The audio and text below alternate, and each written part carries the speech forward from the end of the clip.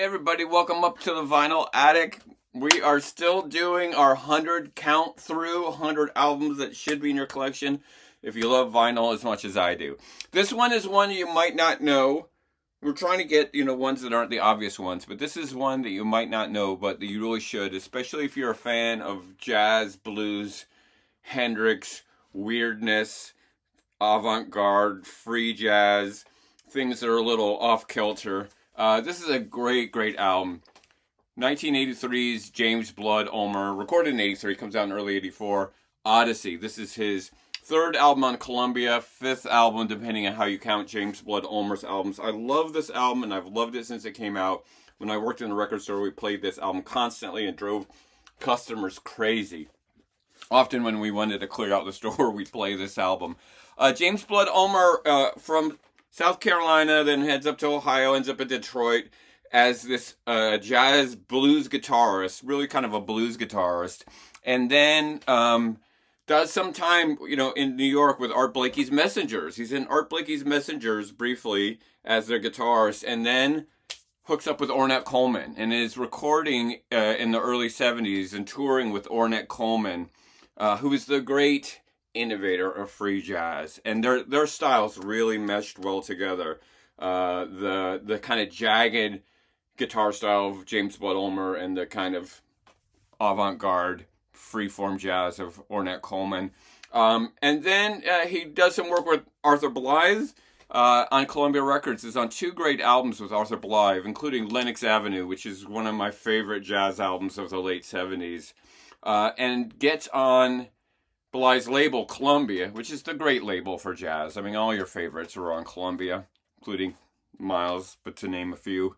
And then starts making these albums on his own. And he does this 3 or 4 record stint with Columbia, of which Black Rock, this is the first one I heard working in the record store. This album is a monster. But then Odyssey comes out, and it's recorded at the record plant in New York. And this is the same time that Bowie is recording Let's Dance, and Dylan's recording Infidels, and Dire Straits is recording Love Over Gold. I mean, it's just the best studio in the early 80s in New York City.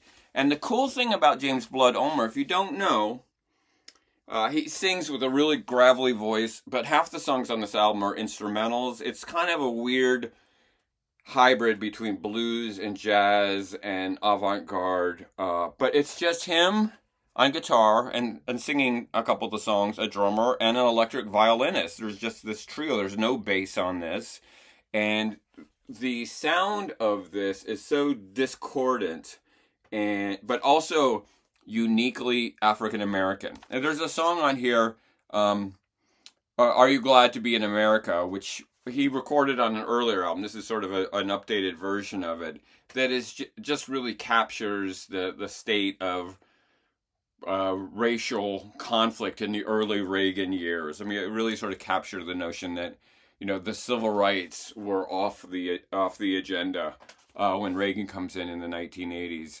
And this record is a really good example of how an artist, because Ulmer produces this himself, how an artist can create something that's completely unique, that it doesn't really fit in any genre. I mean, people have long been trying to figure out what James Blood Ulmer is. Is he blues? Is he jazz? Is he rock? There is elements of all that. And he has played over the years with a lot of people in a lot of different areas, including Ry Cooder. He was on a Ry Cooder album in the 90s, The Roots Phrenology. He plays with The Roots, so he's in the hip-hop world. But it's such a great example how an artist can have a singular vision about what they're supposed to sound like, their instrumentation, their voice, their songwriting, their overall sound and packaging, and could create something that's uniquely theirs. And there's plenty of artists in modern music that have done this. I always sort of put this with Glenn Branca, who is another guitarist who makes noise and turns it into music. This record was sort of his peak. It was the record that was probably the most accessible. The Little Red House song, Love Dance, Election, great songs. The record that he had after this was a live album that featured some of these songs. that got him a much wider audience. It certainly brought people like me in who had never heard anything like this before in the early 80s. But I'd love to occasionally break out this record because it always turns heads. People don't know if it's noise. He uses these weird tunings, so it's not comfortable to the ear. It's not something that you're sort of familiar with. You're kind of like, what is this weird sound coming in at this odd angle? Ulmer is still out there playing. His last album, I think, was 2018, a live kind of bluesy record. He's had several kind of groups along the way, including the Music of Revelation Ensemble, a great record in 1980 that he puts out before this one, called No Wave, that is, it's an acquired taste, right? Not everybody is going to like free jazz. A lot of people are just going to hear it as noise.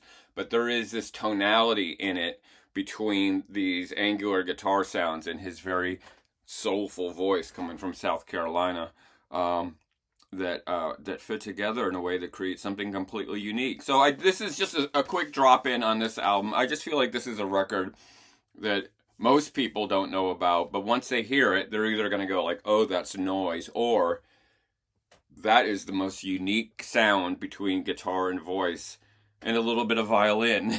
I love when the violins come in. Sometimes the violin is like through a wah-wah pedal, which makes it even weirder. That it's a completely unique listening experience. And as someone who loves multiple genres, I never know where to fit this one. Does it go in jazz? Does it go in blues? Does it go in rock? I don't know where to put James Blood Ulmer, but I love him so much. So if you haven't listened to this record, give it a listen. It'll blow your mind. All right. We're getting close to the end of our 100. So next time we're going to talk about what I think is as close to a perfect album in the synth pop category.